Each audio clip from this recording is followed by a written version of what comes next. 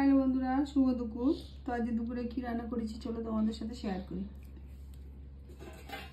এখানে আছে দেখো ইলিশ মাছের তেল, আর এখানে আছে গরম গরম 1 গামলা ভাত, আর এখানে আছে মটর ডাল।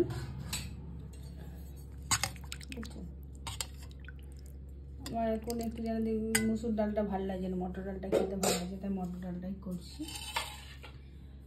এখানে আছে দেখো কুচো শাক, ইলিশ মাছের মাথা দিয়ে,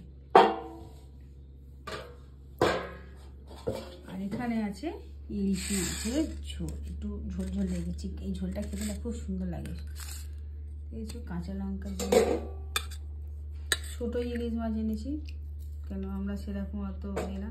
ওকে বন্ধু, ভালো লাগলে লাইক করো, কমেন্ট করো, শেয়ার করো। ওকে টাটা, বাই বাই।